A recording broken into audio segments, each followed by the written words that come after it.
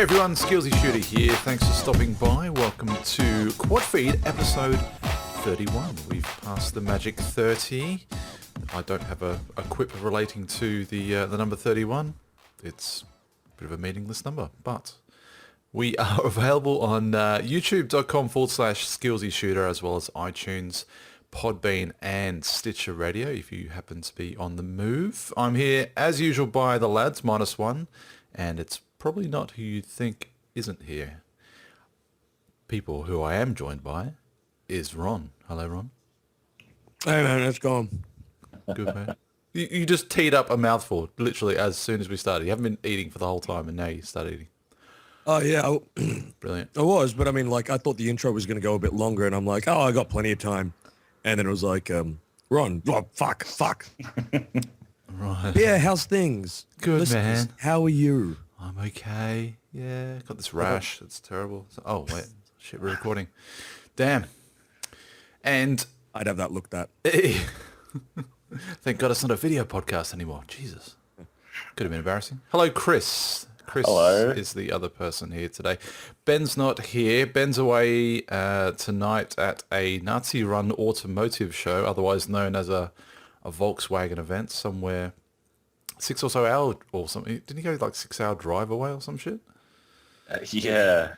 I'm not You know what sure. actually is a clan rally? It probably is. That's why they had to go that far away. Nazi sled convention. Sorry, how are you, Chris? You all right? I'm good. Good. Good. I'm glad to hear that everything is okay with that rash, but, you know. It was funny actually, like with for those that didn't know, I haven't actually put the video up, so you probably wouldn't know. Sophie was away pretty much all this weekend. She only just got back today from Melbourne, so I've been flying solo like pretty much for the last 3 days, and AKA masturbating a lot. furiously. No, it was funny. Yesterday, I thought, you know, I went out and bought some lighting for when I do on-camera stuff and unboxings and all that. And it occurred to me, I thought, I'll better do a driving vlog. I haven't done one in a while.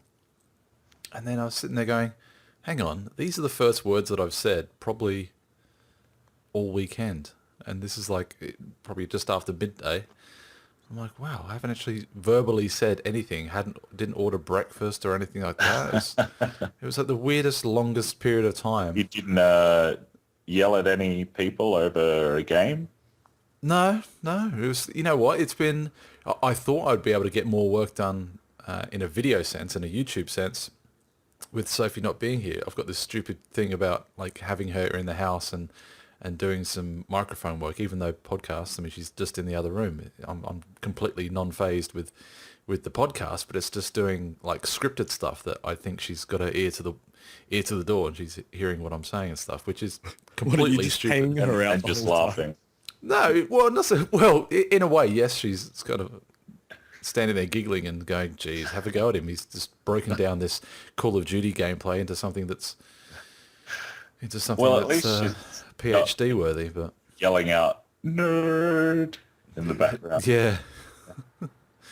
But yeah, I just thought it was strange. So you don't have anybody else to talk to over the weekend?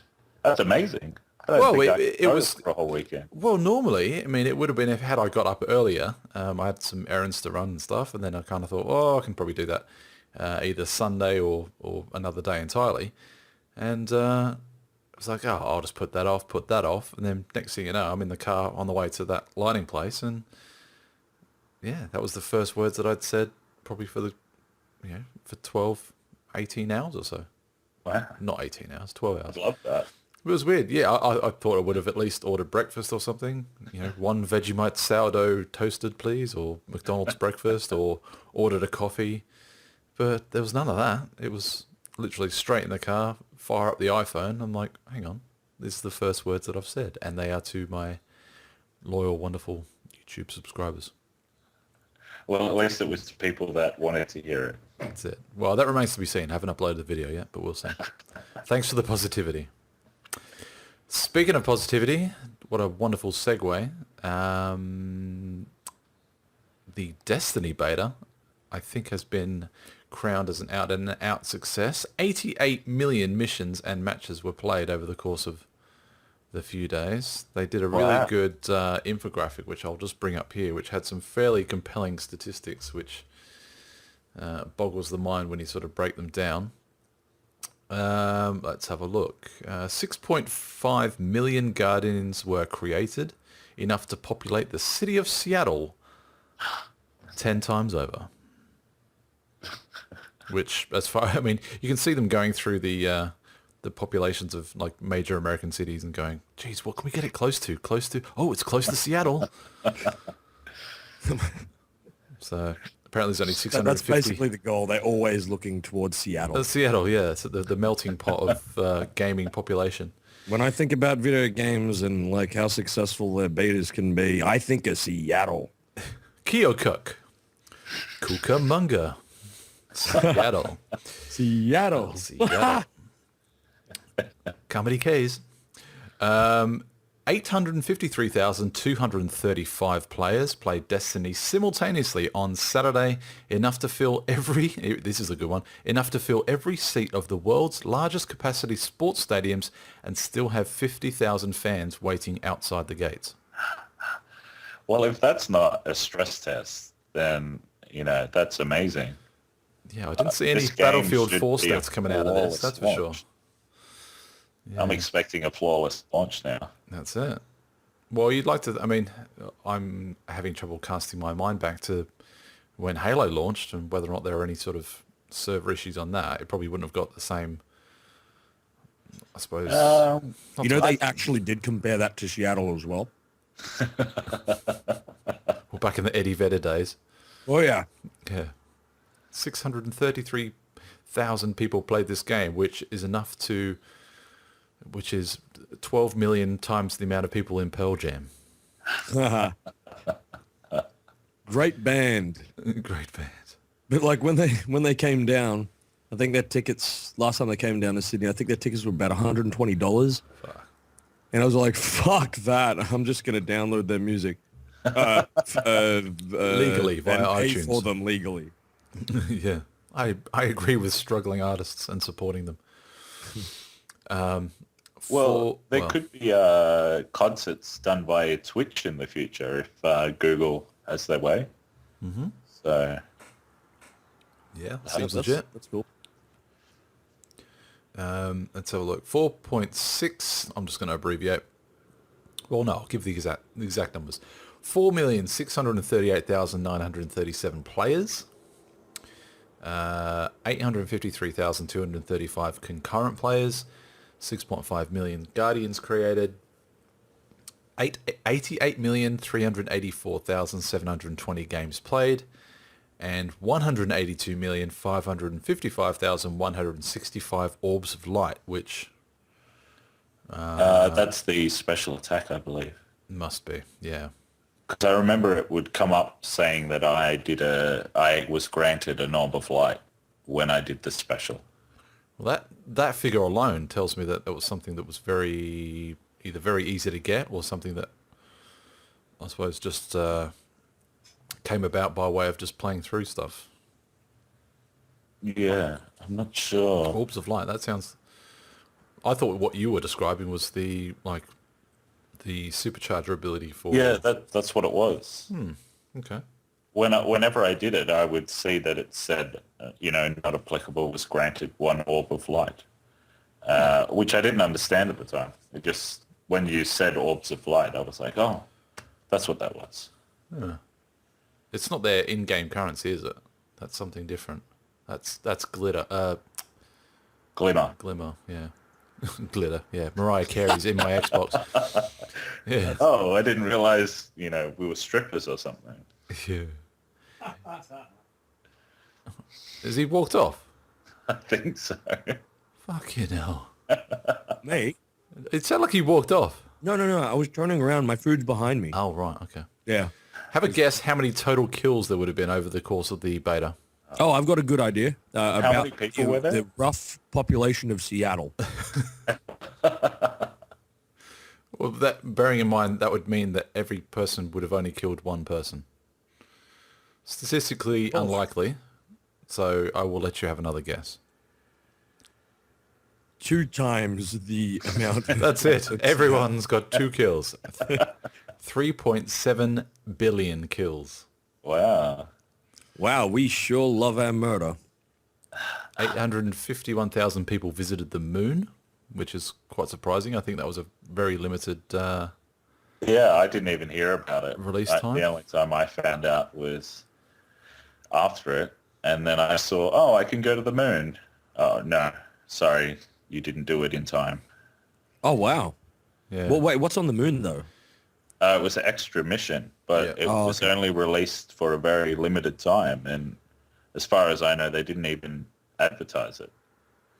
Yeah, I think it was a timed release, and I think there was a crossover at some point in time where I just picked it up and started playing and thought it was just like a map in the rotation for the Crucible, which is the PvP side of things, multiplayer, and played one thankfully good game. I was able to record it and Awesome.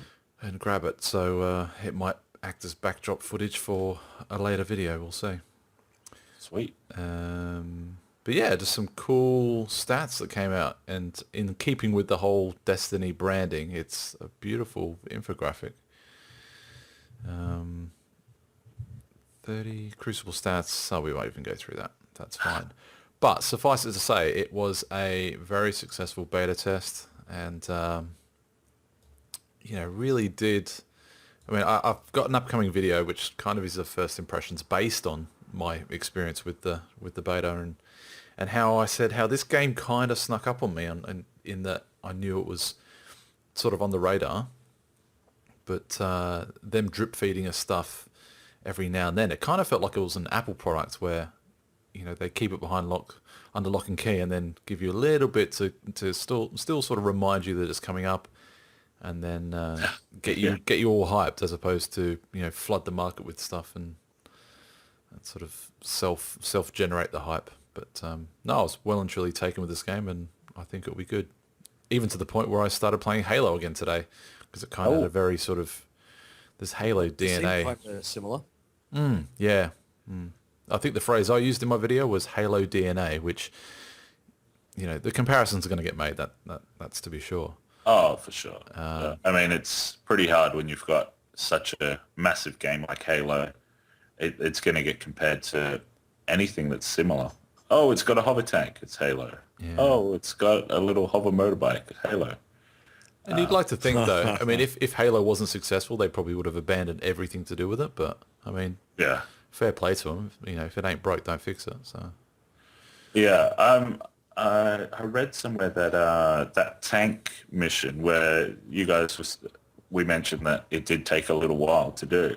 Mm-hmm. Apparently, they're looking at more missions kind of like that, where I think in the beta it was a maximum of 4 people that could go in.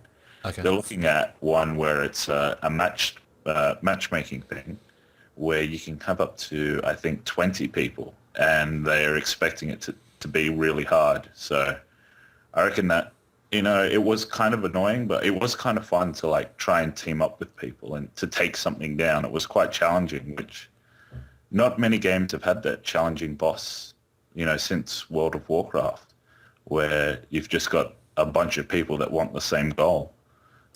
So I think that'll be good. It's going to be quite annoying, but I think it'll be fun. Thing is, though, it's like, and that's kind of where my experience with MMOs and stuff kind of ends. It begins and ends, and I've never been into them before. But if I knew ahead of time that the next 20 minutes of my game time was going to be taken up with some fairly repetitive, destroy this huge boss character kind of thing, that's going to take, 20 people 20 minutes to take down this huge thing, is that necessarily appealing to me? And yet I still wanted to slug it away, away with you and just start playing, trying to take this thing down, if only to see what's behind the next sort of door. So yeah, I think in the polished release game they might have a little bit of a warning, because World of Warcraft had it, saying this is a 20-man mission. It's going to take a while. So I think it'll probably have something like that. It'll let you know how many people you need and... Or it's a 7.5-hour single-player mission. Yeah. You're essentially just like throwing peas at the thing, trying to do damage. Yeah. I don't know. But yeah, I was completely taken with it, and I've actually got my finger over the trigger, and I was going to do it before the show, but then I thought, no, what, I'll do it afterwards. I'm just about to order my PlayStation 4 White Destiny Console Edition. It's going to be sweet. Sexy. I'm going to do a video, and I'm going to count my piggy bank, and I'm going to see if I can pay... see if I can pay for the majority of it from this thing. Can you videotape the attendant's face when you pay for it in coins? Like just it deposited in like a football sock. Just, yeah, Kramer style, like in your pockets, like holding your pants up because they're being weighed down, just like handfuls on the desk. You know, it's legal tender. They should take it. Get my calzone from Paisanos. You need bills, paper money. Oh, this is all I've got. Yeah. Yeah, well, speaking of... I mean, we're just smoothly transitioning from topic to topic. Have you seen the new Halo cutscenes from the remastered Master Chief collection? No, I haven't. And how many tissues did you... Oh, well, damn. When did they get shown? It was in the last couple of days. You know, in the age of remastering games and stuff like that, it's kind of easy to assume that, you know, let's just up the polygon count and make some anti-aliasing kind of adjustments to make it look super. But this is full on. It's stunning. Oh yeah, I'm watching it now. Holy crap. Yeah, it's almost, it looks like it's pretty much built for next gen consoles, like from the ground up. Like you wouldn't think there's anything behind that had to be remastered or anything like that. This looks fucking fantastic. I can't wait to re-pick up the game. It's going to be good. Oh, that was one of the things I was going to ask you about. There's, you know, a number of games that are being remastered for HD and stuff. Mm-hmm. I was talking with a couple of people before, and they hate it because they're like, I've already played the game, you know, but I want to play it now because it looks so much better, but I got to buy it again and stuff. I thought it was an awesome idea because I hadn't actually played some of these games, so I would be buying them anyway. I was just wondering about you guys. Like, are you thinking you'd get the remastered one or just stick with the original? Well, I mean, if we're talking about The Last of Us, I mean, that was a game I never even played to begin with, so it would make no sense to me to not buy it, and especially if I'm getting the best of...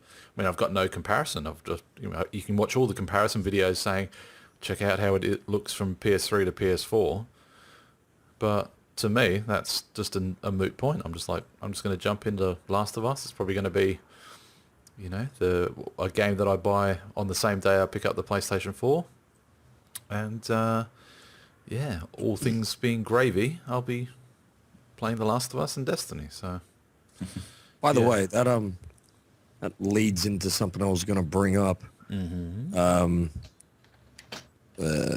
Last of Us, the cast and a bunch of the developers held a thing. I think it was just called One Night for One Night Only or something like that.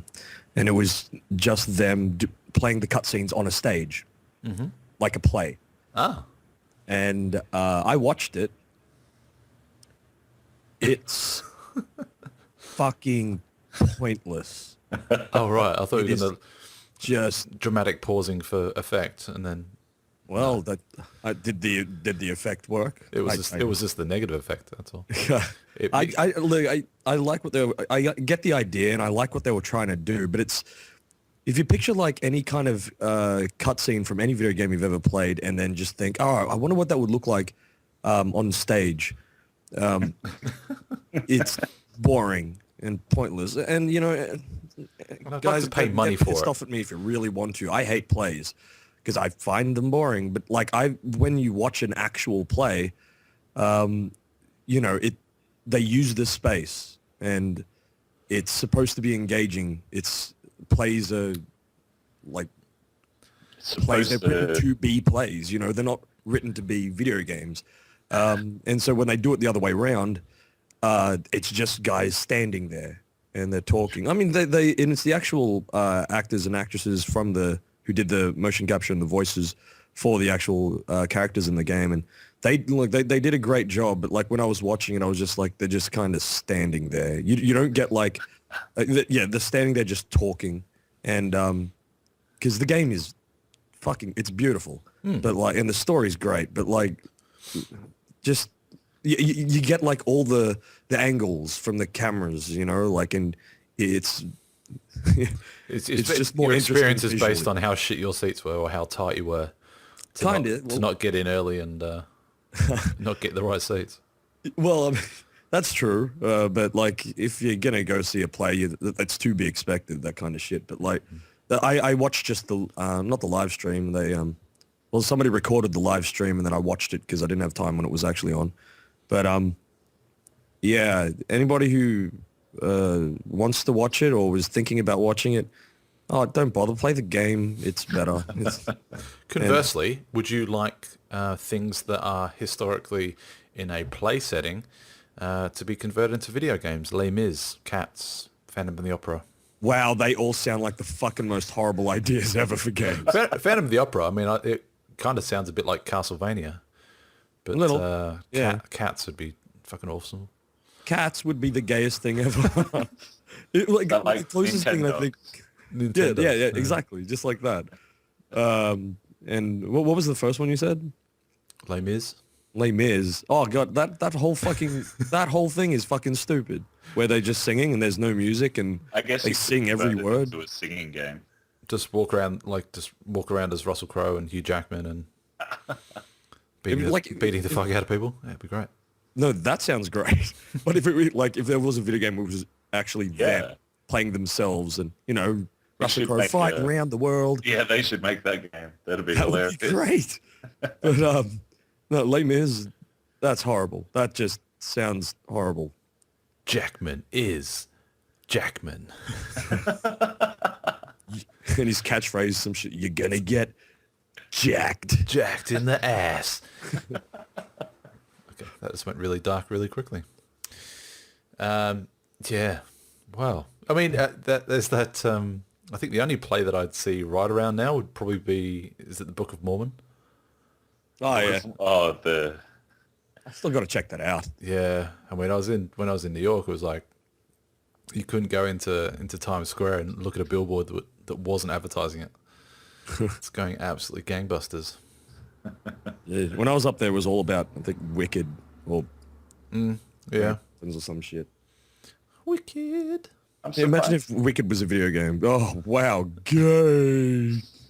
It's called I didn't even know what the story is. It might be a really good game. Isn't it like a prequel to The Wizard of Oz? I think so. Yeah. Oh really? Yeah. How you're supposed to sympathize with the bad bitch. Yeah. So somebody thought, oh, that witch that got squashed by a house, you know, I really liked her. I want to make another story.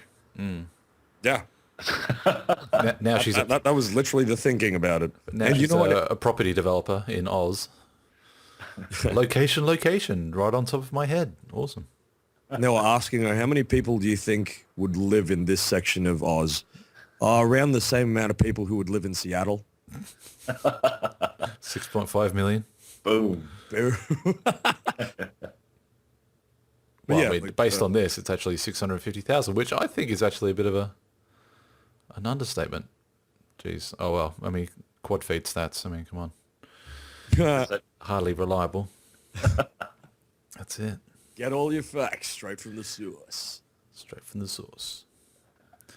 We were talking before about GameStop are about to launch. Well, they've got a couple of initiatives, both as sketchy as each other. The first one being that they're launching a credit card.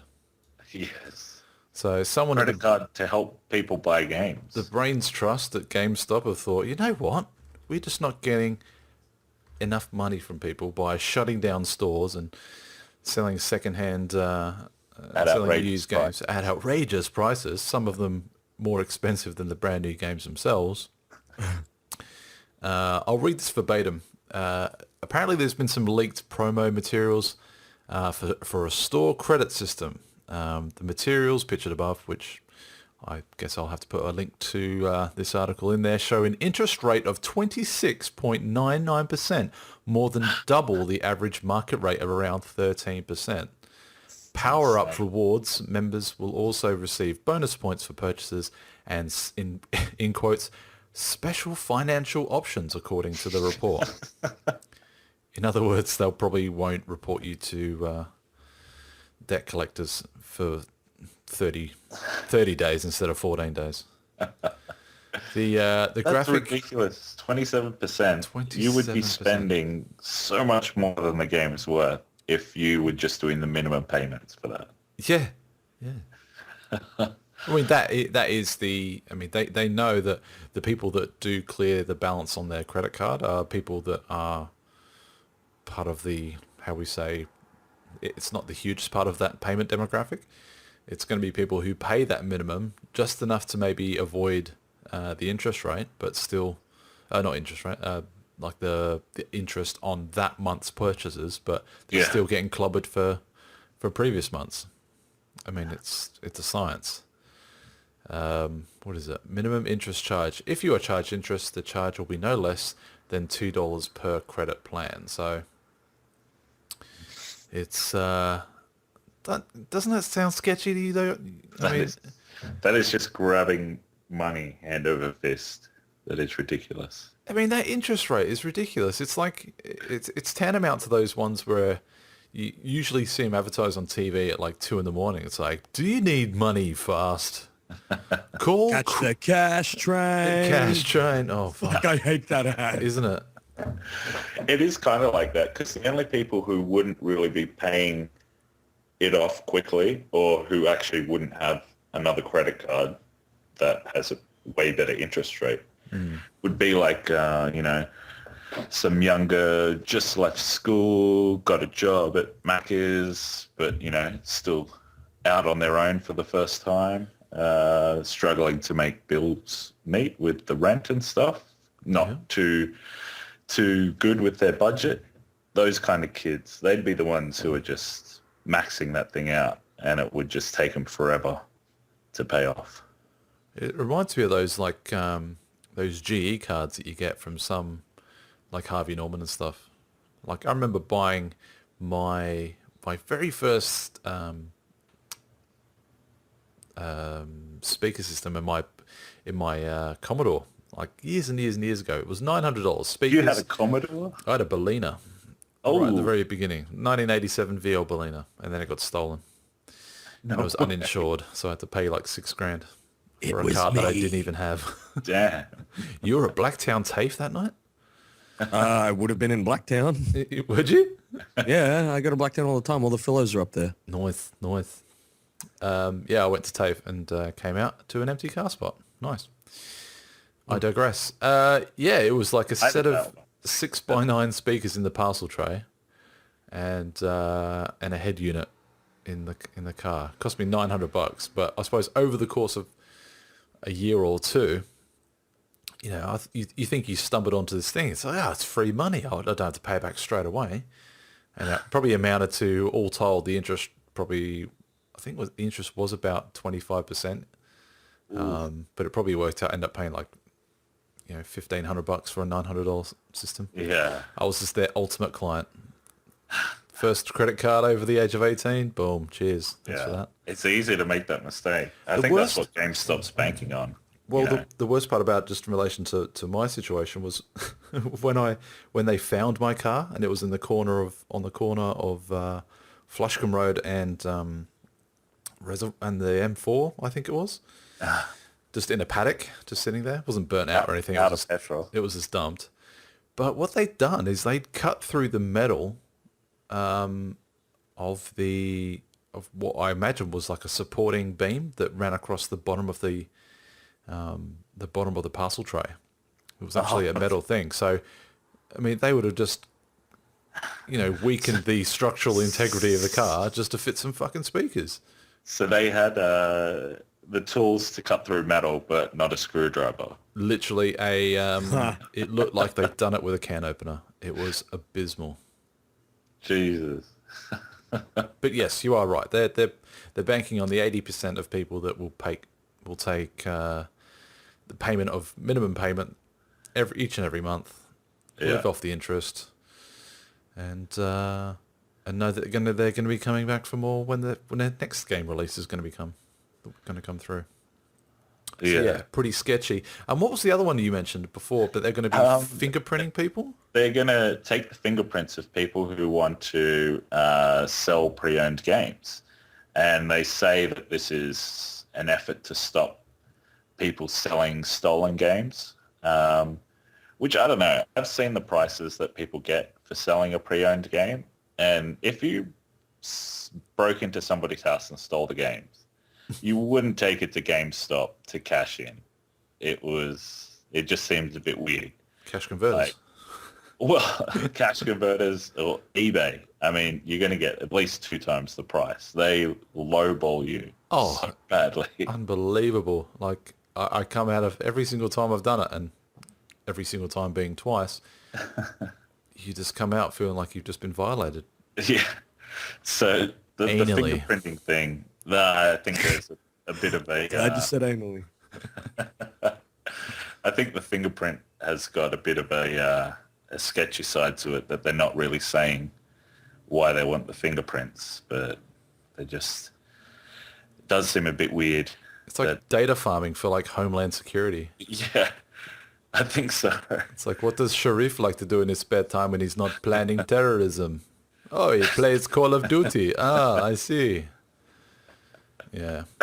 Sketchy. I think it might be something like that. So you just, all of a sudden, people start disappearing.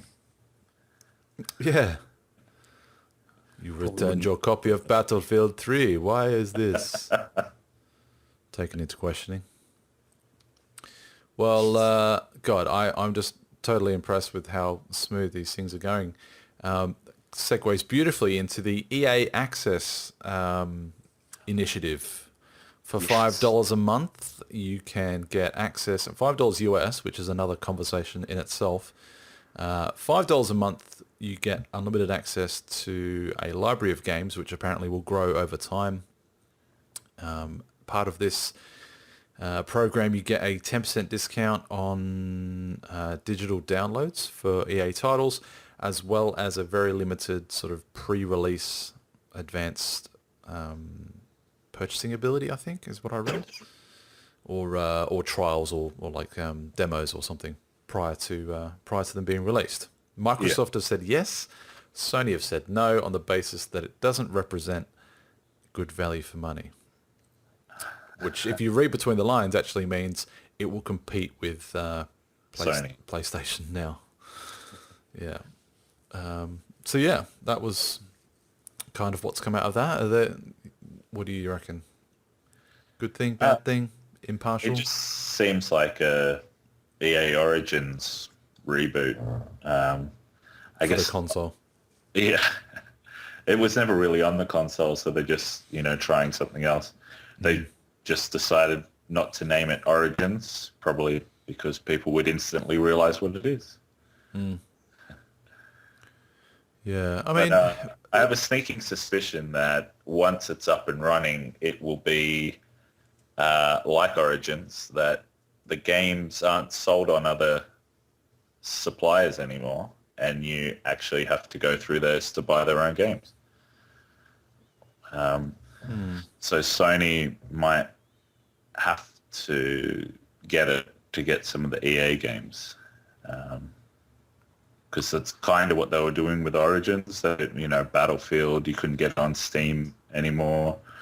Then you could, then you couldn't. It went back and forth. But so you think the EA would pull releases from like Sony Marketplace or whatever their sort of avenue they were is trying to do it with Steam, like for a couple of the games. Oh. It was like you could only buy it through Origin at the time. So they were just trying to like lock in their own market, I think. Yeah. Trying to funnel you to to one particular sort of, well, pardon the pun, access point in order to Well, it also get gives that shit. them monopoly on the price if they're the only ones that sell it. Yeah. Yeah. I mean, they're probably being undercut by bricks and mortar stores anyway. So, I mean, if Yeah. you can be bothered to spend the petrol, chances are you'll spend the petrol or at least spend the time in going to JB Hi-Fi or EB or GameStop if you're in the States. Or Game if you're in the UK. I like going to JB. I do as well, yeah. It's The sometimes they attendants have... are hot. The what? I said the attendants are hot. A lot of the time they are, yeah. The galleries one is particularly good. Which one do you go to, Chris? I go to the galleries one as well What's the gallery? in the city. Oh, right. Pretty much Galleries Victoria. at the end of Town Hall Station. Right. There's like a tattooed chick there. She's always friendly. Yeah. She Or I go to the does she put Broadway. out? There's nice ones at Broadway. As an engaged man, I would not know. I would not know. Go and find out, Ron. That's your mission for this week. Go and pick up a random from JB Hi-Fi. All right, I'll try. Hey, girl. Any JB Hi-Fi? Hey, girl. I play games. You Yeah, wanna come home and any. play games with me? And by games, I mean suckle on my pee-pee. Hey, baby girl, you want to give me a hand job with your mouth? Ladies and gentlemen, Ron. That works, you know. That works, yo. Yeah. So I will be. I mean, Wonders. I'm looking at it right now. I mean, I'm on the JB, on the EB site, because they're the only ones that do the White Destiny console. So that shit's going down after the show. And if I pre-order now, see, the thing is though, I kind of look at these pre-orders now, and if I'm not getting anything physical, I mean, in a caricature sense, not From the attendant. from the person who served me. Here you go, sir, your PlayStation and hand job. Yeah. You know, I look around my room and I've got, you know, my whacking great Titanfall Titan there. I've got Aiden Pierce. I've got a couple of other bits and bobs. Batman holding up the Joker. Yeah, I don't know. I was expecting something sort of like a Guardian on a Sparrow for Destiny, maybe. Or, It was kind of lacking in that for a yeah. release. When I saw a picture of the Sparrow, I thought, oh, this looks quite good, but it just turns out it's a bit of artwork representative of what it looks like in the game. So I'm like, oh, you just missed a trick there. I would buy that in a heartbeat. I'd love that. This in-game customized red-colored personal transport features an upgraded boost, faster speed, and higher durability, all of which means nothing to me. No, the only time I saw another Sparrow in the game was as it blasted past me while I was walking on the ground. Didn't you use yours much then? I did, but because it didn't have any weapons on it, I was just like, I'll just walk. At least I can shoot stuff while I'm walking. That's it. Bit of exercise. That's good. Yeah. Yeah. Let it not be said that you know, you don't want to keep fit Yeah. when you're on old Russia. My hunter would be the fittest person there. The fittest guy. Lots of cardio. Yeah. Yeah, so I'll be pulling the trigger on that. I don't know. It kind of, the more and more I look at it, and it's sorry for me to say, but moving forward, I mean, if there's a console version and it's available on both consoles, chances are I'll be buying it on the PS4. Who knows? I'll just be one of those impartial pricks that, you know, has no allegiance apart from exclusives, which, yeah, Titanfall 2 comes out. What will I buy it on? Probably PS4. Lol. I wouldn't mind playing the PS4. I mean, I've heard some good things. They both seem pretty similar at the end of the day. I mean, Yeah. to play the games, that's all you want. And developmentally, I mean, I'm probably being like the world's biggest consumerist, but, you know, developmentally moving forward, that gap is only going to get smaller. Yeah. In Xbox getting their shit together and bringing all the features and all the unlocking all the little tricks that they got to do when they reached the end of the life cycle for the 360. So I'm not terribly worried. But again, when you've got both consoles, you don't have to worry. Both consoles and a PC. Get everything in and around my mouth. There is no segue from this to the next one. Jeez, everything was going so smoothly. It was, wasn't it? It kind of just hit a bit of a speed bump there. Call of Duty released a brief trailer at the end of the campaign trailer that they released this week for multiplayer. Guess how long it went for? Minute and a half. Okay. 1 second for every single person in Seattle. Yeah. I'm not going to get sick of that. It might as well have been, because the trailer was about 5 seconds long. Oh, that's stupid. That's almost as bad as that Warcraft one. There's which teaser was just trailers. 10 seconds of the logo. And then there's Blue Balls teaser trailers. This was ridiculous. Anyway, it hadn't stopped the YouTube community from sort of kicking into overdrive and getting all manner of, pausing technology and freeze framing things and left, right and center. I mean, I saw a video the other day. It was 14 minutes, able to extract 14 minutes of breaking down this 5-second clip. What is it, like ultimate slow-mo?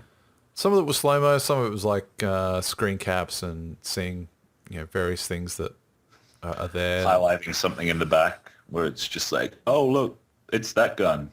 Blurry, but you can tell it's that gun. Kind of, yeah. I mean, well, I say that there probably wasn't 14 minutes worth of material in it, but for the stuff that was disclosed, I mean, it's stuff that hasn't been done in a Call of Duty before. I take it you didn't have the time to watch this 5-second trailer. No. Okay, well, I will let you watch it now. So if you want to look it up. So what is it? Call of Duty. Just look up Call of Duty Advanced Warfare, and it's at the end of the campaign trailer. So for the sake of quickness, maybe just fast forward to 5 seconds from the end. This is the one with Kevin Spacey? Yes. Yeah. It's kind of an expanded campaign trailer where he does a lot more talking. It actually looks really good. Like the whole premise behind me buying Call of Duties of old was kind of like maybe give the campaign a bit of a go, bit down the track, and then but primarily going to be buying it for the multiplayer.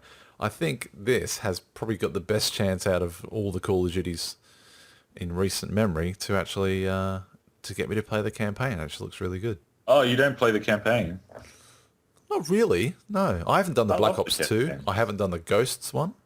Oh, jeez. The kind of... Black Ops 2 is like... they didn't... Apparently it was a like pretty one good where campaign. You got like the wingsuit and stuff and you're flying in Black Ops. Yeah. That one's... The story's not bad in that. Mm-hmm. It's no Battlefield. No. I've never played Battlefield. Well, I did, but I just didn't really care for it. Also, it wasn't on... It's not on 360, is it? Yeah. Battlefield 3 and 4, I think so. I think like just having one war game's like enough. Unless it like does something different, like future weapons and shit like that. Someone asked me that the other day. Who was that? Oh, that's right, Alana Pierce. Yeah, she asked me what was my favourite Battlefield. Name. Oh, Did you say... The dull thud of the name drop just hit the floor. Sorry about that. Who was that? Oh, yeah, it was blah, blah, blah. Who was that? It was Ray Johnson. Did you guys meet it? No, I did. Have you watched it yet then? Have you watched it now? Watch what? Oh, God, I've just told you. I'm just trying to find one that's current. All of them are from the 1st of May that I can see. No. There you go. Yeah, I got it. Don't force me to have to teach you how to use YouTube live on air. God. So whilst they're doing that, I will describe it to you. So basically, it's sort of like the Black Ops 2 vein. It's slightly future tech. And the exoskeleton suits that we've seen in some of the previous videos look to be pretty prolific in the multiplayer. So one of the things that was shown in these breakdowns was the ability to vertically sort of boost and sort of vertically, say if you're running around a corner or something, you're able to vertically flank as opposed to horizontally flank. Oh, So the clip so itself, and you'll probably see it in a sec, is a guy sort of running under a gantry and then, Top Gear style, hitting the brakes and letting the other guy sort of fly by before. So a bit like Titanfall. Kind of, yeah. Yeah. And I mean, I remember getting lampooned for making such a comparison weeks and weeks ago, which I will thank you for validating my opinion. Well, I mean, that's the thing now. Everything gets compared to everything else. So. Yeah.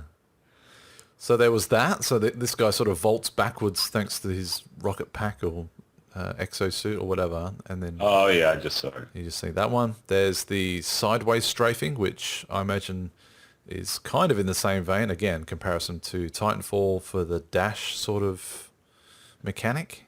Yeah. What else was there? There was the next clip I think you'll find is in San Francisco with the huge sort of tidal wave coming down and a guy getting shot in mid-flight, earning a skeet shooter. Yeah. I saw that one, yeah. Kind of crazily comparable to my own YouTube channel. I got excited when I saw it. I was like, oh, what? SkeelsyShoota? Oh, no, it's skeet shooter. Damn, sorry. I thought they'd named something. I thought I'd made it. I thought I'd made it in the COD universe. You need to be a modder. Get a modder to... Yeah. Get the SkeelsyShoota award medal achievement. What else was there? And I think that was pretty much it. There's not a whole lot you can fit into 5 seconds, but Well, that kind of transitions into this other game, Toxic, or however you pronounce it. It's Toxic with a double K.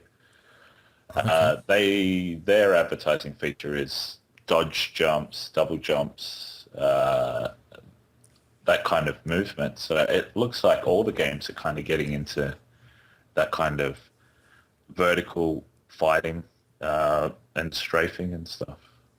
well, I mean, if you think about it, like if every game is played on one axis rather, Yeah. you're missing out on everything if you don't go vertical. Yeah. That was one of the biggest things that that Titanfall kind of took on.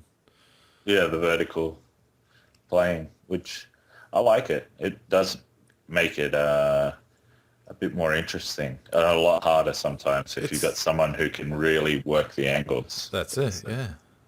You'll find someone who's well and truly using the parkour abilities in Titanfall. It can be quite evasive and get away from you. I've done it many times before. Just wall scaled and tried to scurry up a wall somewhere just to try and get the fuck out of there, but Yeah.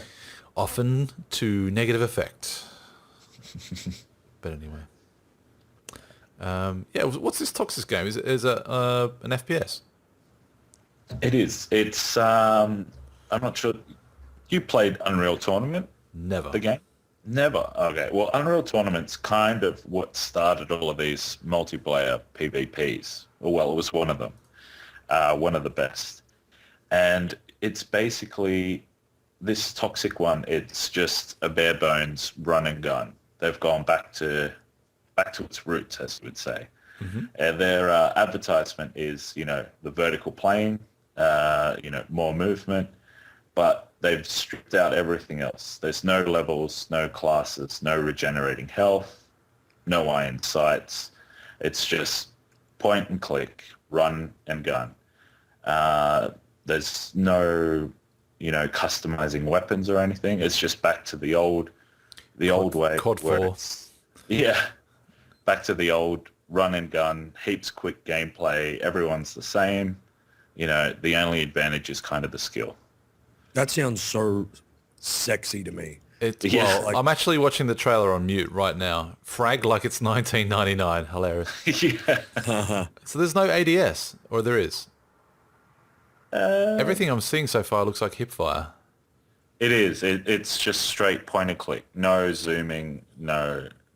that's so cool. It's like it'll literally come down to skill. Yeah. No, but nobody's going to be better than anybody else. Everybody blows up like everybody else. Everybody has the same, like there's a small amount of weapons, you said, Yeah, there's only a limited number of guns. Everyone, I guess, has access to all of them. Same with the... I'm not sure if it's like Unreal Tournament where you have to run and pick up your gun, but well, I guess we'll see a bit later on. But it just looks super quick and a lot more fun to play than some of the multiplayers that have come out at the moment. Huh. It does look very polished. I mean, I'll give it that. It looks kind of like a cross between, Counter-Strike with Halo. Very Halo-like in its... Yeah, the vehicles and that. It's definitely Halo. like red versus blue. Yeah, more red versus blue than Halo, I think. Yeah. Just with the people blowing themselves up. So that's that's a free-to-play, is it, or...? I think so. I'm not sure. It says no free to play in the trailer, but I can't actually see if there's a price or anything. It's like, no free-to-play, no bullshit. Party like it's 1999. Frag like it's 99. High-octane gameplay. That'd be interesting. I think it'll be pretty good. I think it'll be one of the ones that it'll have like a pretty cult following, but it'll be one of the ones that, you know, if they're ever going to make a e-sport out of a game, I think this will be the next one. So Interesting indeed. Sounds great. I want to check it out. This would be PC then, wouldn't it? yeah, I think it's only on PC at the moment. Yeah. That'd be interesting. Any release dates or anything like that? Not that I saw. Oh, it's pre-alpha, so yeah. Pre-alpha footage captured from live multiplayer sessions. Yeah. Yeah, Reactor Studios. All right, yeah, well, that's suitably tickled my butthole. It's nice. It's good. All right, give me a topic, guys. I've gone through some of mine. I realise it's probably a bit one directional at the moment. That's what makes you beautiful. Sorry. The Deadpool footage. The Deadpool's test. Yes. That's the fucking coolest thing ever. I actually just sent you guys a link where it actually shows Ryan Reynolds actually doing the motion capture. Because basically it's about like a 2-minute long, it's not a trailer, but it's just like a teaser to show like like studio execs like, hey, this is what the movie could be like, and it's great. It's fucking awesome. It looks like a video game cutscene because it's all it's all CGI, but the humor's there. Breaking the fourth wall is there. It's Deadpool. Deadpool's there. He's in the full suit. He's got his swords. He's making mannerisms. The funny little remarks. That's what we want to see. And, you know, to know that they filmed this in 2011 and it's still been in developmental hell up until now is Congrats on being able to pronounce that this time. Yeah, thank you. I had trouble saying that before the pre-show. His tongue exploded. I just couldn't wrap my tongue around it. That's what she said. Yeah, but it's the Deadpool movie we deserve. And it took a while to find, didn't it? I mean, we were searching for 15 minutes just trying to find something that hadn't been taken down by the ruthless Fox Corporation. It has just been taken down everywhere. But if you get the chance, watch it. You have to. Do yourself a favor. Even if you're not a fan of Deadpool, do it for someone you love. Check it out. Do it for someone who is a fan. Do it for me. Sign petitions. Do it for Ron. Fuck. Do it for Ron. I'm excited. It was definitely... I was a bit worried that it was going to be a bit lame, but I think they nailed the character. They nailed it. You know what, though? Do you think there's like an executive there sitting there going, okay, if we can get some metrics from all this hype, all the amount of sheer videos that we have to take down on a daily basis, whether or not it's like it's a good sign to sort of go, you know what, there's a bit of interest about this, and this is just these are the hardcore fans that are trying to push it, and then there are people like me who aren't so much hardcore fans, but now it's been presented to me, I'm like, yeah, all for it. Let's, Yeah, let's just make I this hope, movie. I hope they're looking at it, seeing like what people are saying, or if there's any kind of hype for it, which there is, and they should pull their fucking heads out of their asses and, you know, get this fucking movie happening. But I actually reckon that they're looking at it going like, oh, you know, that's the fans like that, but they want to change it. They're gonna like, not the fans, they're gonna want to be like, well, can we make him more like this? Can we make him more like that? And I think that's what's actually holding the movie back, because then they're not going to want it to be a hard R rated movie, which it should be, because you can't have Deadpool without it being R. Yeah. And Ryan Reynolds is on board. The creator of Deadpool's fucking stoked about it. Peggy 18. Yeah, it's just I'd like to hear that Ryan Reynolds leaked it, like, because he was a big fan. yeah, that'd be so cool. Because back, I think it was a couple of years ago. I'm not sure if you guys ever saw the movie The Punisher with Thomas Jane. Yeah. That was But like the last he Punisher. made a fan-made movie with Ron Perlman to create interest in making another Punisher movie. Really? What was Ron yeah. Perlman doing?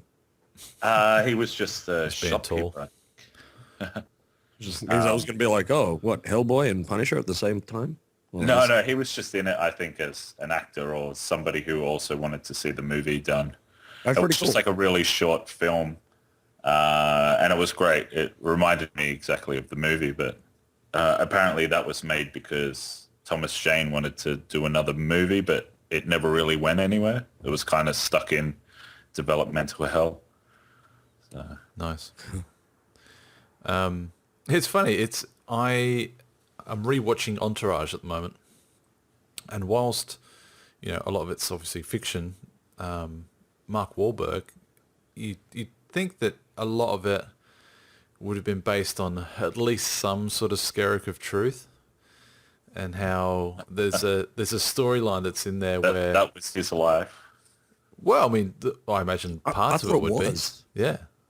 Well, a lot of it is retellings of sort of his experience with Hollywood. The boy from Brooklyn. The boy from Brooklyn. Isn't he from Boston? All right. I don't know. No, Affleck's from Boston. Boston. Park your card in your Harvard Yard. But there was a storyline where a movie script got bought for X amount of dollars, and it basically sits in a drawer because they bought the rights to it and they don't want anyone else to make money for it, and the amount of money that they pay for it can kind of take it out of the market so that no one else can have a blockbuster. But even though they might not necessarily see any money in it for themselves, because it's too much of a gamble, but it's a gamble that they're willing to take for a small amount of money compared to the next big potential huge movie that could go big. But with the amount of money in Hollywood, it is kind of like a power play thing that you just buy it and you don't make it just to ruin somebody else's. Well, yeah. And that's, well, you're right. It's like, that's even if you don't intend making the movie, or you're just, holding your cards close to your chest. But then there's the other side of the coin where it's like, I'm going to do it just to spite this one person. My money's as green as the next person's. Here you go. Here's $3 million for a script that'll never get made, and it's going to sit in a locked drawer. Or, Well, yeah, I hope that they jump at like those kind of opportunities and take risks instead of fuck around. Because I mean, like, look at Guardians of the Galaxy. That's actually like a risk because they're not well-known characters, and they're kind of like, well, let's just see how it goes. And that's apparently already getting I was great surprised reviews. that movie. Out of everyone, they chose that one, but it's doing quite well. So funny thing is like, I'll read this verbatim just on the actual like topic list that I've got here, and it was like the headline. It was saying Guardians being touted as the best Marvel movie yet. Yeah, like, and I've read that on a few occasions. Yeah, everybody's just raving, like, the reviews so far, everyone's saying it's great, and so, like, hopefully that kicks a bunch of studios up the arse and kind of goes like, well, we're going to take more risks instead of making fucking that stupid 50 Shades of Grey shit. Menopausal women have got movies to see, though, dude. They're fucking idiots, every single one of them. It's like, why spend $30 on a movie when you can go and see Ron for free? Exactly. And you know what? Like in the book, Big ups to Ron. thanks. In the book, like I read the book because I want to see what the fuss was all about, right? Yep. And it's some advice. written really badly. Like Oh, it is, yeah. I don't feel any smarter from reading it. I'm like this is like I The could have 50 slapped Shades this of book Grey together. book. Yeah. Yeah. It's written really poorly. It's like the relationship goes nowhere. The girl is just like stuck in this fantasy world where she's got a like an old buddy who truly loves her, and but she's just like friend zoning the fuck out of him, and then she meets some fucking massive douchebag fuck knuckle, and he treats her like shit, and then she keeps going back to her so he can piss on her and shit and like tie her up and then like fuck her and or, like sex swings and shit like that, and she's like, but like does he love me? Does he not? Like it goes nowhere. The fucking story's stupid. Nothing happens by the end. It's quite literally just it's not even a relationship. It's stupid. It's porn that you can read on the train. It's I would call it like really poorly. You know when you know when you watch a porno and then A really bad anybody who says no is so full of shit. You watch a porno and then they're like, "Hey, I'm here to deliver the pizza." "Oh, you're here to clean the pool?" "Yeah, I'm here to fix your cable." You know, and they I don't have any money. yeah, they act out really badly, like how they got to boning each other, even though they've just met. Whichever one just fast forwards anyway. Yeah, pretty much. But the thing is, I'll watch those parts because I think they're kind of funny, and I'm like, oh, how do they get into this situation? And Oh no, she's got a flat tire. What you gonna do? exactly.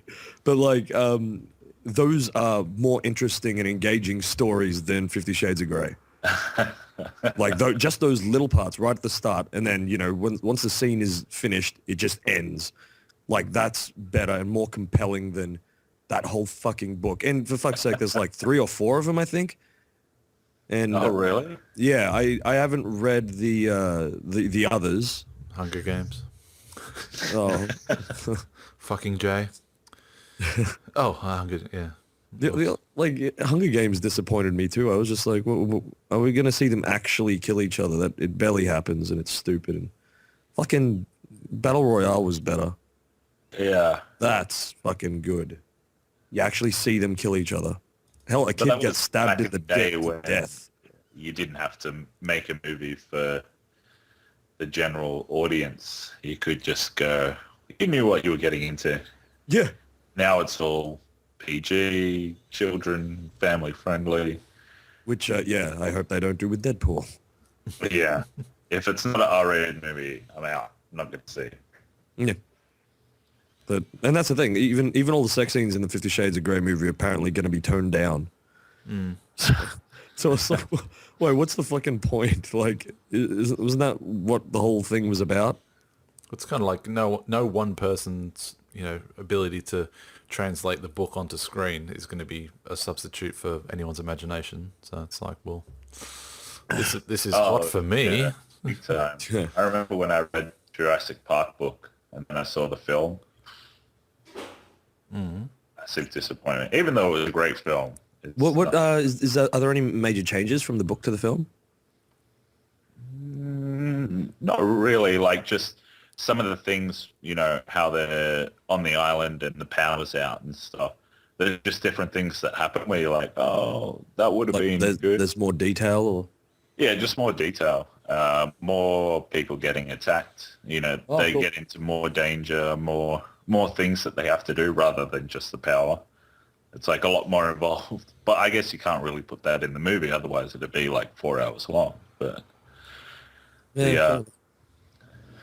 It was something where you're just like, holy shit, this is awesome. But no, they skipped over that part. Okay. Oh, by the way, I did read something interesting about Last of Us. Right. When they mentioned Maisie Williams from Game of Thrones might be playing Ellie, and at the same time, the people who are in charge of the movie, or I think the creators of the game, said Bruce Campbell might play Joel. You guys know who Bruce Campbell is? I will You guys look ever him up. seen Evil Dead, Army of Darkness? A He's long time ago. yeah, he's the main guy. He's Ash. Ben, Oh, what's his name? shit. Ben Campbell. Yeah, the guy Bruce with the Campbell. chin. Bruce The Campbell. guy with the chin. Chin Oh, himself. yeah. But the thing is, like, he's Yeah. kind of he's too Evil off- Dead was a long time ago, wasn't it? Yeah.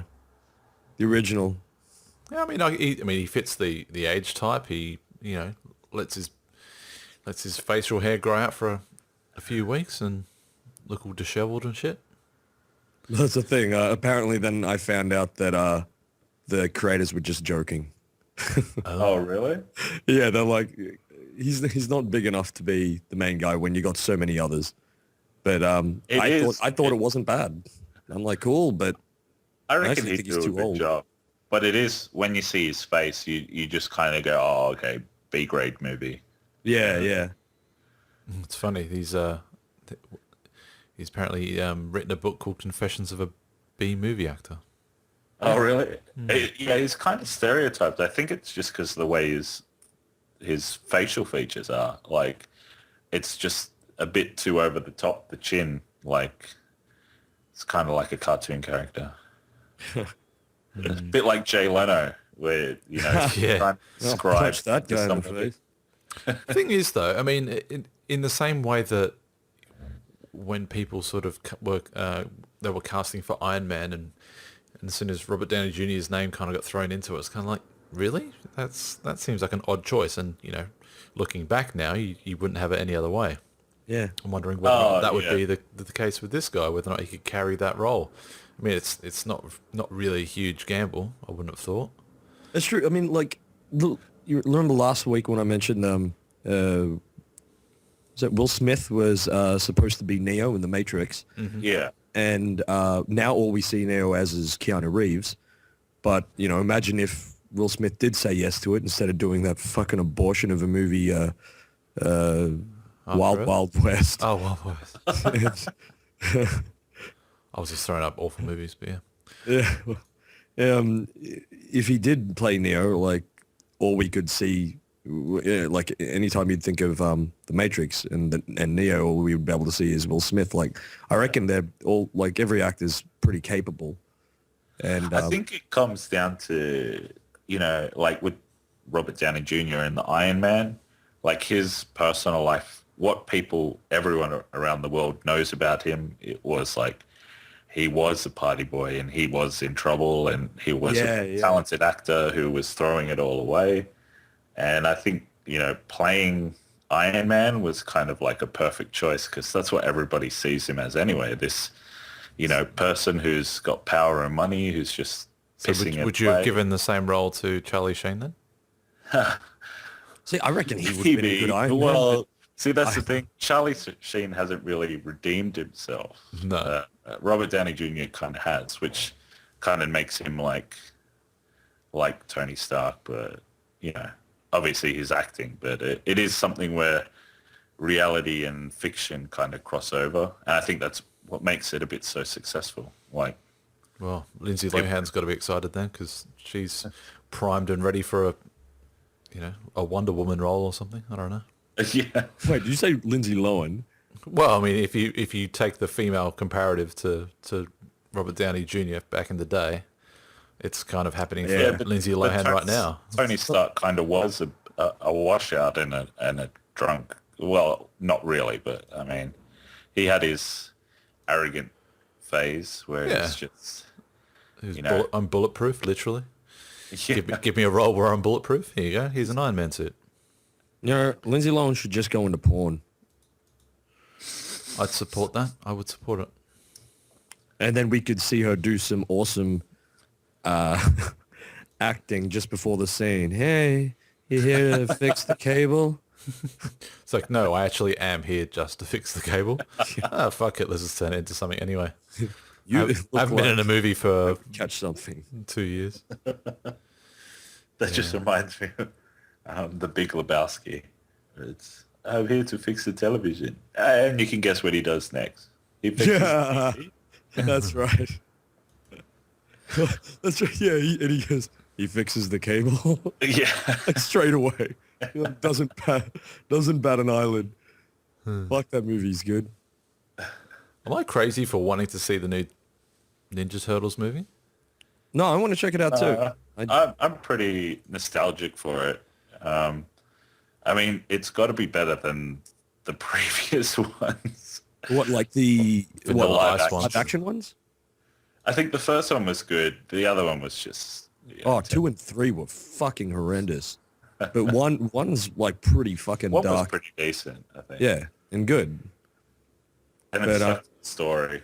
As long as it sticks to the story, even though it'll be a complete reboot, everyone knows the story, it's still going to be good. Yeah, there are a few deviations that I've heard in this one. I couldn't reference them. I mean, you always had to take my word for it. Yeah, I saw some extended stuff today of like another sort of featurette, I think it was, or trailerette, and it just showed a whole lot more that I was like, you know what, this is actually shaping up to be something kind of cool. And, you know, Michael Bay, I can generally take him or leave him. I didn't really... Explosions and lens flare. He's like, what he does for explosions, what J.J. Abrams does for lens flare, so... I remember watching that new Star Trek movie and like holding my hand up to my eyes to just block it out. Just wearing it with the sunglasses. Yeah, it was just odd. I'm like, wait, hold on, I can barely see their faces. What are you doing?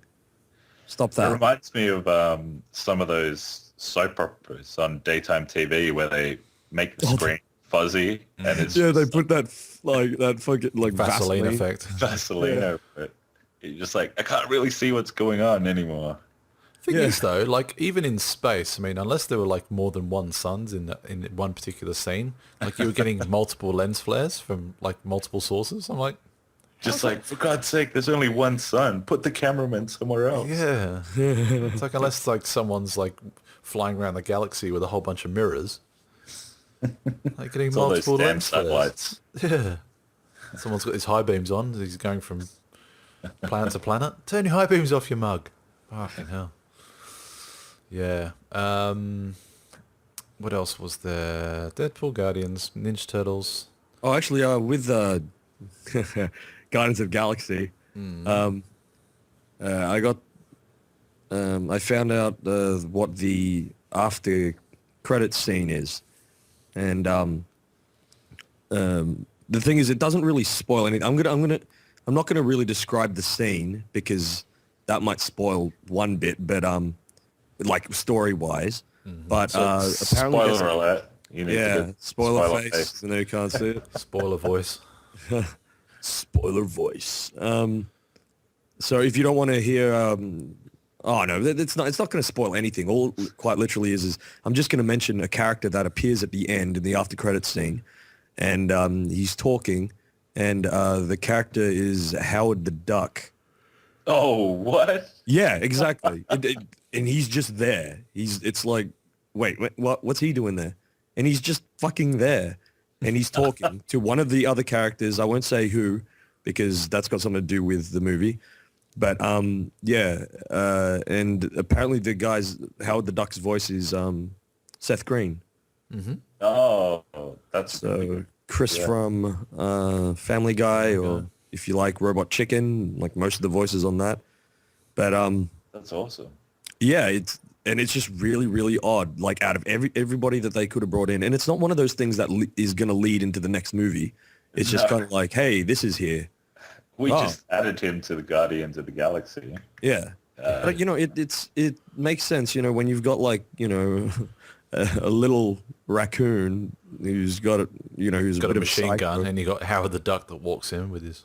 Yeah, it kind of makes sense. You know, you got these animals, walking, talking animals. I'm going to fuck you up. With what? I'm going to throw little pieces of bread at you. That's the thing, how the duck's kind of useless. I don't know. Yeah. He's just kind of a silly kind of character, but he had a movie years ago, and Yeah. whoa, man, I can It's a bit still adult. smell how shit that was. Close the windows. Something stinks. Yeah, it's just Because the I just TV thought show it was- wasn't bad, was it? I There was a didn't know we TV had show. one. Maybe I'm I thinking never of saw it. You think of Darkwing Duck? no, it was Don't. kind of like a puppet based, but it was kind of Sooty? no adult. It was adult. Lamb chop. No, Adult lamb chop. It's Yeah. definitely lamb chop. Like Agro? oh, funny you should say that. I watched an Agro's outtakes. outtakes from Agro. It's hilarious. Anybody who doesn't know who Agro is, there was this, when we were all kids, there was this puppet in the morning, before you'd watch it before going to school, where it's called Agro's Cartoon Connection, and there's a girl, and she would talk to a puppet called Agro, and he's just, yeah, blah, blah, blah, blah, blah. I mean, those are the fucking kind of characters, the puppets that we would have to grow up with. It was a bath mat with eyes. I mean, it's probably responsible for half of the bogans that populate the Western Sydney area, purely based on his mannerisms. But yeah, It's true. And yeah, like he would just say things and talk for a bit, and they'd hand out prizes to people who wrote in and shit like that, and then they'd Yeah, they they'd don't show a do that cartoon, and then it was just really odd. But Agro, fucking hell, he released an album. Do you remember that? On what? On Just- like CD? Agro's cartoon, Agro's greatest hits, Yeah, it was some stupid shit like that. AC/DC. Yeah, he sung a bunch of I think there was a bunch of covers, but one of the songs, the only song I remember was he had this song about Wally Lewis because he was I almost said a Kiwi. He's not a Queenslander. Kiwi. Queenslander, yeah. And he would always, like some episodes he'd be wearing like a Queensland jersey. I think I'm That's guessing right, during yeah. Origin. And he's got this song about Wally Lewis, and it's like Wally, Wally, Wally, Wally, Wally, Wally. I was just like, I was a kid, and I'm like, oh, okay. Now that I look back at it, I'm kind of pretty positive that's one of the fucking most stupidest things ever for us to put out, or for them to put out. And It was like Well, Bart, Wally Bart Lewis is a Simpson's freak. Batman album. Any better than that? yeah. Like, and The Simpsons actually had like full albums and stuff like that. And in their behind the laughter or whatever piss take episode that they had, where they refer to themselves, they refer to them releasing like Simpsons Boogie and then Simpsons Christmas Boogie and Christmas winning Boogie. yeah. And the Christmas Boogie is basically the same song but with Christmas in there. Just rammed in there.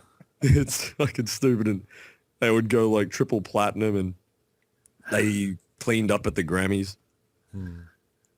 The Simpsons, A classic. whole room full of parachute pants.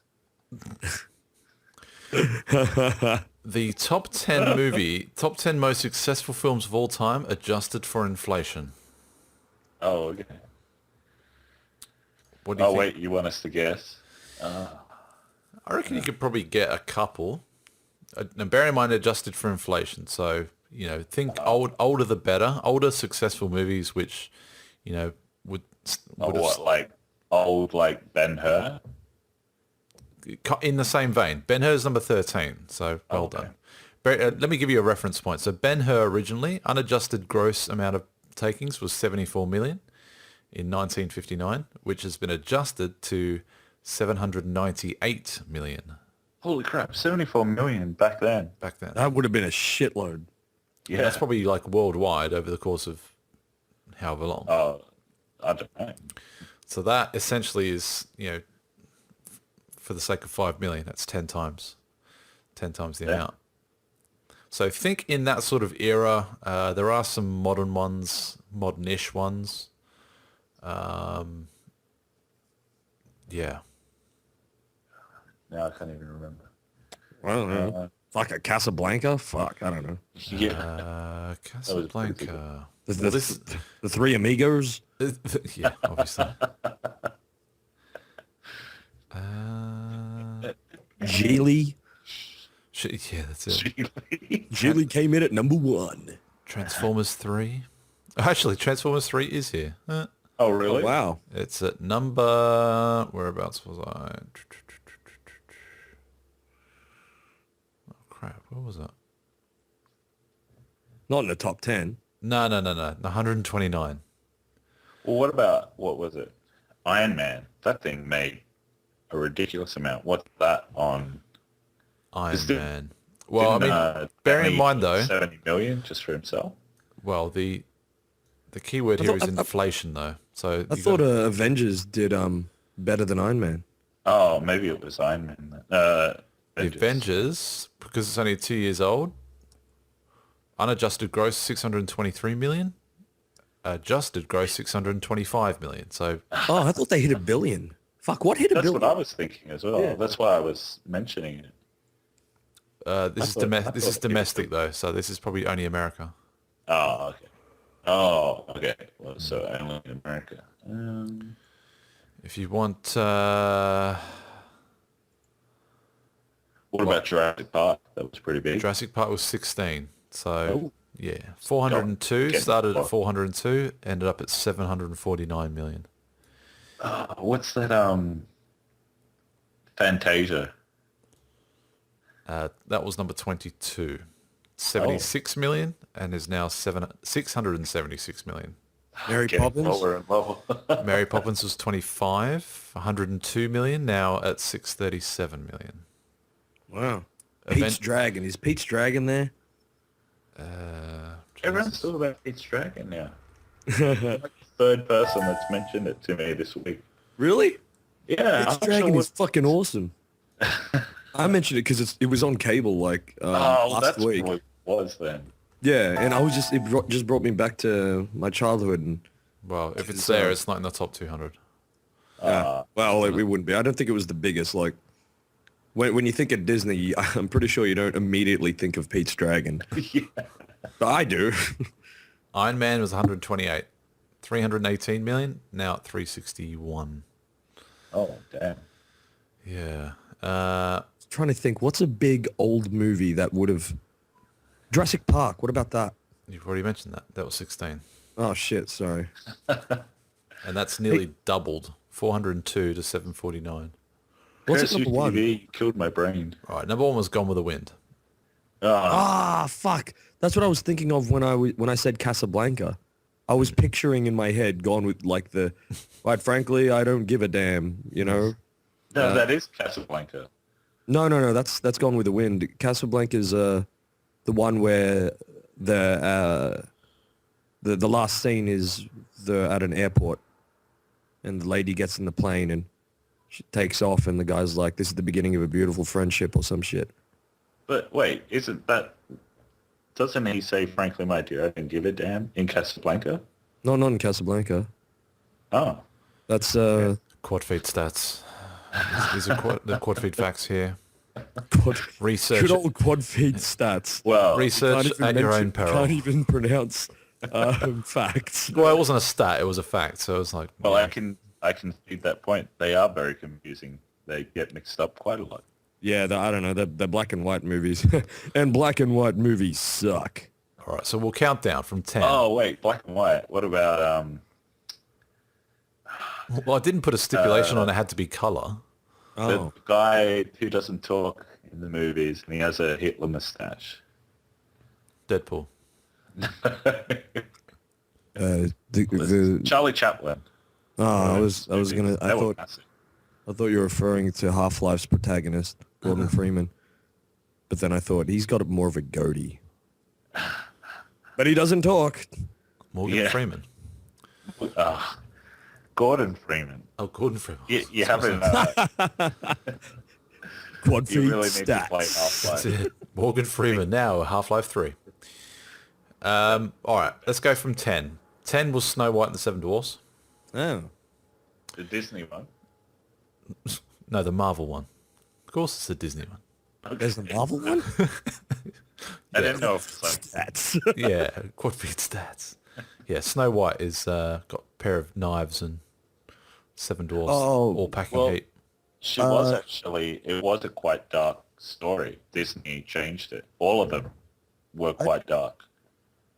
Disney Yeah, changed it to be happier. the bad thing about Disney is Walt Disney is a Not a nice man. yeah. I'm trying to put it in a pleasant way, but Fuckwit. cunt muscle. Can't muscle. Number 9, The Exorcist. Oh fuck, that's a classic. Oh yeah, Wait, don't that you was think big Poltergeist is too. in there too? But I mean, no, it wouldn't be if Was that a hit though? I mean, Poltergeist. I thought it was. It was a cult classic, so if it's taking in residual earnings from like all the TV stations that play it all the time for Halloween. this might be just box office though, dude. I don't know whether or not it's taken into account like things like TV rights and syndication and all that shit. Doesn't look to be in the top. About 140. Armageddon. That's all right. Armageddon. 139. That was that. Oh Jesus. That's actually beaten out Harry Potter by 3 spaces. Hey, good. Fuck Harry Potter. Good. Beautiful. Even though it was a terrible movie, it was still better than Harry Potter. Iron Man 2, Batman Returns, Superman 2. Yeah, it doesn't look like Poltergeist is going to be here. Okay. Interesting. What's at number 8? Number 8, Dr. Zhivago. What? The hell is that? What? What? I mean, I've never seen it, but I know of its existence and I know of its sort of... What's this film? It's it's been made into a Broadway show. You've got to have heard of Dr. Zhivago. Anyway, well, it's a movie, and then there's the Broadway adaptation for it. Number 7 was Jaws. Oh yeah. To be expected, I suppose. Number 6 was The 10 Commandments. Is that Charlton Heston? Yeah. Wait. If we're going in movies, I think a movie about Ned Kelly was the first movie ever made. That would have to have massive box office because it was the only one out. What is these moving pictures of which you speak? I'm pretty sure that was a fact about Australia, that they invented the first moving picture, and it was a picture about Ned Kelly. Man, we're awesome. We are. And we invented a clothes washer. And The Hills Hoist. Yeah, that's what I was thinking of. Yeah. Number 5, surprisingly, is actually Titanic. Yeah, But I dare say that's makes because sense. probably the inflation hasn't really kicked in for that. It was only 1997. Plus, there were a lot of people that took their girlfriends there to get laid. So, And Leonardo DiCaprio is just dreamy. He's so dreamy. Number 4 was E.T. oh yes, That was awesome. That was actually my first movie I think I saw at the movies. I don't even remember my In first. 1982. I would have been 3 years old. I was Holy crap. alive then. You went to a movie when you were 3? Yeah. Did you do you remember the movie, like seeing it? The What one did you thing actually see? the funny thing is the English movie rating system, or I think the universal system at the time was, they had a classification called U, which was for universal, before PG and all that sort of stuff. So I remember keeping a diary at that time, and I was just writing in it, and I sort of said, well, today we're going to see ETU. It's one of those stupid, things that's just stuck in my mind ever since. I remember writing it down like an exercise book. It's like, I went to see ETU today. It's like, wow. Didn't even know what ET stood for. Hey, you know what I loved in I think it was episode 1, the Star Wars. Mm-hmm. And then there's Yeah, Star Wars had been there. Number 17 for, episode 1, The Phantom Menace was number 17. oh wow. Oh, Well, the originals must first one. be way bigger. But Yeah, because that episode first one was a piece of shit. But I think it was episode 1 or something like that, where That is staggering, there's though. a big there's a big part where there's all the representatives of every galaxy, Yeah. and they're all there, and you can actually see ET's race. He's there. Yeah, like there's 3 of them It's a inside nice one of the little pods. Easter egg. Yeah, but that's and it links back to ET, because when they put a sheet over ET during Halloween, and ET's walking, they're walking with the kids down the street. There's another kid dressed up as Yoda, and he's walking. No way. Yeah, and like he's walking to towards. You see it from ET's Yeah, point and of he view. waves He's- to us, I think, doesn't he? Yeah, you see the kid dressed as Yoda walking towards like to the side of the kids in ET, and ET starts walking towards the kid dressed as Yoda, start going home, home, home, and they're like no, and Right. they drag away. And yeah, I think that's a mad Shit. little callback. Well, That is Star cool. Wars was 77, ET was 82. So, like, And they Oh, put but the- this was from what, episode 1, so they could have just chucked it in for fun, but I always thought that was funny. yeah. yeah, that's awesome. Yeah. So cool. Number 3 was The Sound of Music. Lol. Number 2 was the original Star Wars. There we go. 460 Is it million to is it just- 1.45 billion now. is it the original, just what, episode 4, or is it like all 3 Yeah, I of think- the original ones? Episode 4. 4. Oh, okay. Which is still like, I think what most people would say is their favorite one. Well, number 12 was Empire Strikes Back. Number 15 was Return of the Jedi. They're all kind of hovering in that same... I didn't realize the gap between the two, between them was all that short. I thought that this was one of those franchises that took like 5 years in between films. Maybe I'm thinking of James Bond. I don't know. It did take a pretty long time. It was 3 But years. It was like 77 for Star Wars, 80 for Empire Strikes Back, and 83 for Return of the Jedi. And we've been waiting since 2011 for Deadpool. Cogito true. ergo sum. Deadpool's better than Star Wars. That's true. It is. True He for shiz. For shiz. There are actually some Bond movies in here as well. Thunderball. I'd say the classics. No, Thunderball. That was a terrible one. I hate what about it. Mad Max? Is that there anywhere? Mad Max. Let's have a look. It'd have to be, kind of, because they're remaking it, so it's got to have an audience. The new Mad Max looks awesome. Yeah, I watched the preview with, or the trailer without sound, which was probably a bad idea. I didn't get any reference points or anything. And Charlize Theron with a shaved head. I'm like, Hey, I would still go there. I would go there in a second. in a heartbeat. I don't think Mad Max is in the top 200. It's probably here, but, Yeah. you know. Was that a global hit, though? Yeah, it kind of Yeah, it'd have to be. To rocketed remake it, it Australian had to be. rocketed Australian cinema into the mainstream. Well, Like because I'm it doing kinda the screen recording, it's actually going to record a system sound if I don't come up with the results. I'm going to type in mad, and if you hear a sound, listeners, it means want it's us not to do there. it? Do you want us to do it instead? Oh dear, it's not there. Oh. I typed in the word mad and then a space, and then it said no. But the one thing that it did bring up was a movie called It's a Mad, Mad, Mad, Mad World. Oh, that was an insane movie. Yeah. That was like, I remember watching it just going, this is proving that people take drugs when they go to work. Oh, right. You guys never saw it? What movie? It's called It's a Mad, Mad, Mad, Mad World. No, I've seen that it's on, but I never watched it. I thought it was the movie for It's a Small World. The Oh. ride, No. the ride in Disney. You know the Simpsons episode where Yeah. it's the cat burglar? Oh, and okay. then Yeah. They all Yeah. go running off. Oh yeah, It's $1 yeah, million yeah. dollars.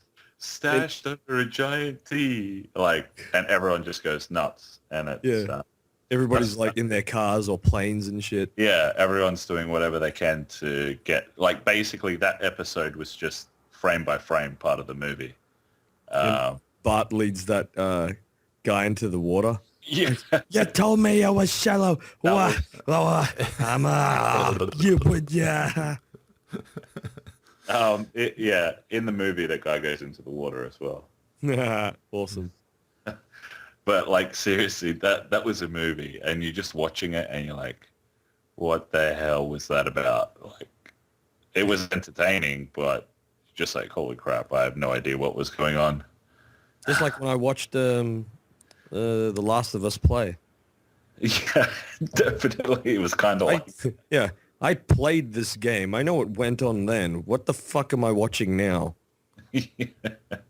I'm sorry, I'm hating on it just a bit too much because it was still pretty cool, you know, with the original actors and all that, but you're just standing there talking now. Nothing's happening. I don't see any monsters with the fungus growing out of their heads. Yeah, This is just pointless.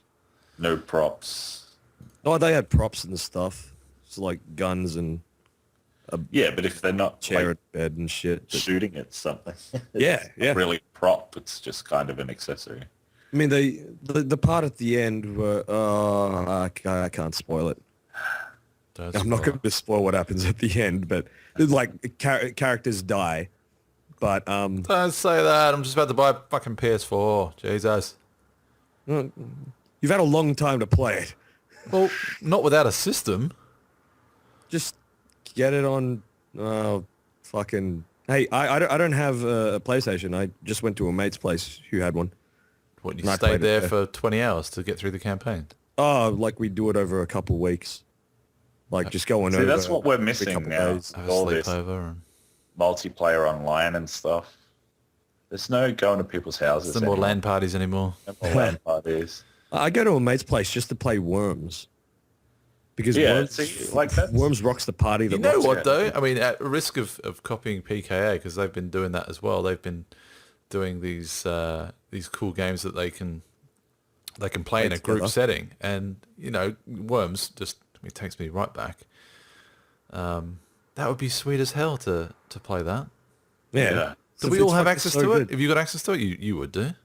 Yeah. Ron? Yeah. We should all get Because on Skype. like it's like the game's so small.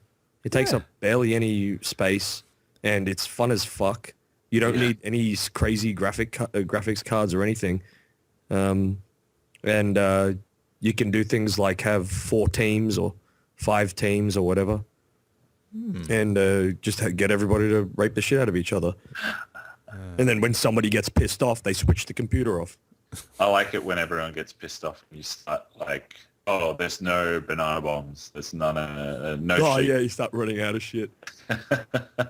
And it just gets into this ridiculous rule setting where the more you play, it just guarantees someone's going to break it and someone will rage quit.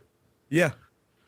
Well, I'm And glad like- you mentioned it, Ron, There's because streaks involved. at risk of being flamed by the people that do know of PKA, you are not one of those people. So, I mean, you wouldn't know that they play that game. No. But that'd be cool. I reckon that'd be fun to just jump on Skype and play that with you losers and just blow the shit out of you. Well, that's the thing. Oh, 'cause so you I'd- still want to do it I'd over actually Skype? win. Sorry, you were both talking each other then? I was going to say, I thought we'd do like a LAN party thing. That'd be cool. And play Worms on a LAN party. Yeah, why not? That goes against everything that I've just said. We should just connect and just play. And I will record. When I play, we all just play off one computer, and so we're like Yeah, that's what I was actively saying. screaming at each other right next to each other because God. like they're really good with ninja ropes. I fucking suck with them. So they can be on one side of the map and find the way all the way to me and drop like a dynamite stick on me, Right on you. and I just fucking lose my shit at them. And then That's half of the fun. You need the face-to-face in that. It's the same with Mario And Smash Brothers and stuff. You need Yeah. people in the room. and you're watching them like chuck the chuck the grenade or like shoot the bazooka, and like with the wind, and they pull off some bullshit shot where it goes directly back above them, just where one of your characters is, and you're like, oh bullshit, and then you just And you do the same thing, and it just comes back and blows up in your face. yeah, and then it knocks my guy into the water, and then I casually elbow the shit out of my buddy next to me. Oh, the baseball bat in that game, though, is hilarious. That's Yeah. one of the coolest things. Yeah. All right, well, we might give that a try, actually. Well, I'm glad we kind of brought this back onto the games because it felt like we were very sort of movies and TV heavy in that last part. I've got a thing here saying that Colonial Marines, the wonderful people that we keep referring to, podcast after podcast, as the way to not market a game, claiming that Sega falsely advertised to consumers and Gearbox directed funds for the game to other projects. So what, they're coming up with excuses now? Well, it's too late. I shall quote. This week, Gearbox responded to the lawsuit via court filings and stated that it had no responsibility in the matters raised by the suit. The developers' lawyers requested that the claims against the Gearbox be dropped, stating that the company was not involved in the controversy and had no influence over the actions of Sega. They go on to say something about Gearbox actually contributing. During the development process, Gearbox supplemented Sega's development budget with its own money to help Sega finish the game. Totaling millions, none of which was ever repaid. Ooh. Well, I like Gearbox because they made Borderlands, so. But I'd be sad to see that they don't get their money back. But it seems like there was a bit of dodgy dealings going on there. Wow, man. I just think it's too late to come up with fucking excuses now. It's like, well, the game was shit. Like, and I'm sure they tried their darndest, but like, it was still broken as fuck when like before, like while you're still making it and then you release it. Like, hey, and now it's like way too late. Like, oh well, you know what, this happened, so like don't blame us. I think it was the EB Expo, like 2 expos ago when we went, Chris. Yes. Well, no, it might have been last year's one actually, because we walked past the Colonial Marines sort of booth. Yeah. And no one was on it, and we're thinking, oh, that has the potential to look quite good. I mean, Yeah. They put a lot of effort into the booth. It's like, yeah, but guys, come on, the booth. Look at the. Why don't you look at the booth? Play the game, not for the game. Play the game for the booth. Yeah, I just thought that was interesting. Say that they just contributed some of their own money to try and get this game over the line, and even then, it turned out to be shit. Which is not good because Gearbox had a pretty good name for making quite successful games.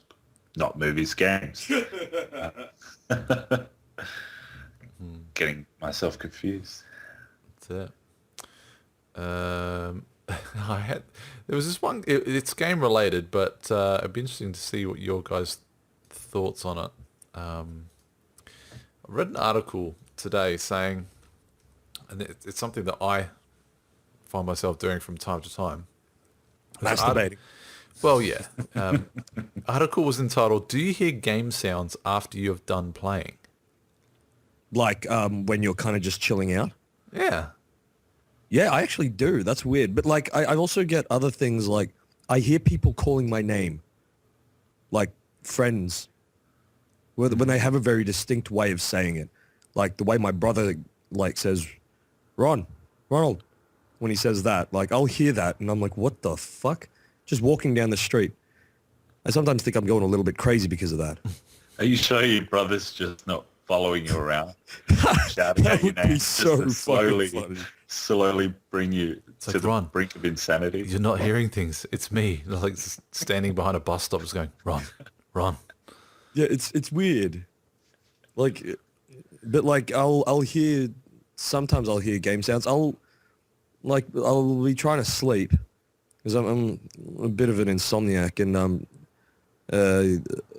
when I'm, you know, when you drift off for a split second, you feel like you've slept, but you only, like, you quite literally drifted off for like a second and a half. And I'll dream for a split second that I'm playing something or something like that, or or whatever, but I'll be woken up by a sound that is really familiar to me, and then it turns out it's like the car door opening and shutting in GTA or something. Oh, okay. Or Forza. Oh yeah, because I play that all the time. Well, I'll read it verbatim then. It was a GameSpot article. Kind of got the old gears turning. Sometimes after a long session of playing a video game, some people will continue to hear the game sounds in their minds. According to a new study, this can be an actual psychological effect of playing games, and it's called game transfer phenomenon. So is that why whenever I see coins and I pick them up, I hear the ding, ding? Previous studies have found game transfer phenomena that manifest themselves in visual responses such as Tetris players continuing to see blocks falling after they close their eyes. That's odd. No, I do after a long session, particularly if I try to go to sleep straight away, I will still see parts of the game when I got my eyes closed. There you go. You are part of the lucky few. Well, not few. Apparently there's a fair amount of people that happen. I will have things You're where one it's of the like ones if that's I'm going into the loony bin. Yeah. Here's your I mean, straitjacket. I've had heaps of times where I've after playing Skyrim for ages, I'll dream about it. Like sometimes they'll be lame, like I'm sitting there dreaming that I'm playing it, and then I wake up and I'm like, oh, okay, cool. I'm gonna get something to eat and I'm gonna go play it again. Or if I play COD or GTA, and I'll go to sleep, and that's what I'll dream of. It's You'll hear gunfire like some sort of like Vietnam vet.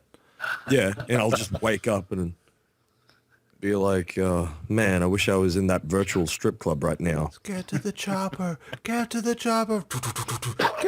Get down. Get down. Ah, oh, the blood. Well, Johnson, now no. I'll dream of that. Mendoza. All right, I gotta go to the toilet. That's brilliant.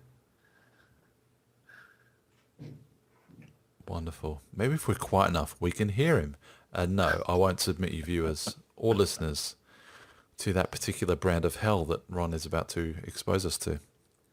What shall we talk about, Chris? No Man's Sky. Did you happen to see that at E3? Oh, I did see a bit of that game. I know a lot of people are talking about it, but Confirmed for PC. yeah, it was something where I don't actually know a lot about it, and it's just something where everyone seems to be, mentioning it as something. They're going mental over it. To me, Yeah. it kind of looked like Far Cry on acid. Yeah, it looks a Forced. little strange to me as well, and I just couldn't see the appeal. It has got me interested. I'll actually have to research it, which it's something where just because the amount of people that are talking about it, and I just don't know anything about it. Yeah. I think, from my very limited experience, and this is only based on what I saw at E3. I'm watching a video with no sound at the moment, purely to try and get more about it, but it looks like it's a developer chat. Yeah. It's It like is an a bit open hard world sort of Star Fox kind of. It looks very Star Foxy. It's almost like combining a bit of Destiny with, Star Fox, Destiny. I don't know. It's hard to describe. It looks very It slick. is hard to describe. Yeah. I'm seeing more in this video than what I did in the actual E3 thing. And, interest is rising. Yeah. And I'm quite interested in it. I just don't know what to expect from it. So it's coming to PC. It's a timed exclusive for PS4. I think on the PC it'll do really well because the graphics do look pretty amazing from what I've seen. So when they say timed exclusive for PS4, does that imply that it's coming to Xbox One, but not for a while? Yes, I believe the timed exclusives are the console will be getting it before others. It might actually get it before obviously it's going to get it before the PC as well. So the PS4 will be the first, but yeah, only for a limited time. Huh. Maybe it's a timed exclusive. Now that I read more about it, it says here, now that we know that No Man's Sky will in fact launch on PC, although not right away, the game is confirmed to be a timed PS4 exclusive and will be released on computers at a later date. So they haven't specified a date, but yeah, okay. Well, yeah, they did. But it does look interesting. I can't quite tell if it's like a flight simulator or, you know, a first-person shooter. Yeah, every bit of footage you see, it's literally just something different. Yeah. yeah. And when you are on the ground, it's looks like it's just cutscene after cutscene. So I don't know whether or not it's like what was that Star Wars game where it was very much inside a cockpit? You're inside an X-wing. It might have been Star Wars X-wing. Could have been, yeah. Could have been deceptively titled. I know. Yeah, no, it does look good though. I mean, it looks very smooth. I mean, Yeah. probably using a PC to get all this footage. And then when they'll scale it back for PS4, tough shit. I don't know. Like, we haven't really seen something that's pushed the limits of the consoles yet. PS4 does have that. What RAM does it have? DDR5, which I mean, most PCs are now using that. I'm not sure. Did you get DDR5 in your PC or? I'm having problems remembering. It was probably DDR3. I mean, at the moment, the value for money is DDR3. It's got the speed. It's got, you know, everything that you need. DDR5, you can buy it. It's going to be expensive, but at the moment, you don't really need I think I got 3. I just wanted to get more of as much as what I could for the cheapest possible price without sort of not being able to, not so much future-proof, but limit myself down the track. Yeah, with DDR3, it's going to last a while. Nothing's really pushed it. And if you're lucky, the motherboard you got supports DDR5 anyway, so you can just buy it when you need it. Yeah. Speaking of, I'm still rocking my old computer. DDR-3. No, it was one of the first with DDR3, which even surprised a friend one day when he found out it had DDR3. He thought it was DDR2 or something. So it's held up quite well, and that's why I'm a bit reluctant to buy another tower. With everything that's come out now, it's really hard to tell what's going to be value for money. Because I spent a lot of money on this computer when it first came out, but I kind of knew it was going to last forever. Ron, are you back? No, he's gone. Doesn't sound like he is. Well, one of the things I was going to ask you about, Japan, it's got museums, but just for video games. So it's becoming like more and more of a destination for people who like games to go and see. Yeah, it's weird. I mean, a friend of mine is going in the next couple of months, and she was sort of asking around the studio, have you guys been to Japan? I'm like, no, but it's on the list. I just felt like it pretty much is going to be the next place on the list, but then I thought, oh shit, I'm saving up all my holiday time for honeymoon, so... Don't want to squeeze Japan in the honeymoon? Well, it's not exactly on the way to Mexico, but yeah, I don't know. It's, I mean, Ben raves about it. He loves the place. He'd go back in a heartbeat. But yeah, you'd want to spend probably a week or so there. Oh yeah, it's not a place where you can just go in and out. No. It's not like Singapore or something. It's just, I'll just stay here for a couple of days. Yeah. Break up a trip on the way back to the UK. Not that you want to fly across that airspace anytime soon anyway. So. No, it's actually getting quite crazy just to travel now. Yeah. The world's not doing too well for itself. Yeah. Well, we'll wait for Ron to come back and then we'll sign off because I think we've I think we're approaching 2 hours. I think Yeah. in the next 5 or so Done pretty minutes. well. Yeah. Should we end with a conspiracy theory? Because I read something that people were saying that MH17 was actually MH370. Oh, So okay. how they even went to the trouble of like looking at photos of both the aircraft, and that MH17 had some like misaligned stickers or something, like the transfers that say Malaysia Airlines on the side. And But why would they? It would have already had the stickers on it. What's the point of putting the stickers back on again?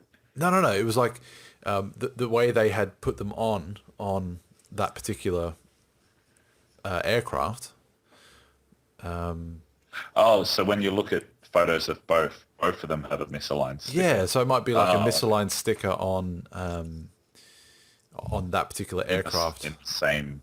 on the tarmac or something. Yeah, and then when you look at the footage, it's like, hang on, this isn't the same plane that that left the tarmac 8 hours earlier. Hang on, what's going on? So all the conspiracy theorists are coming out of the woodwork and breaking down all this imagery and all these amateur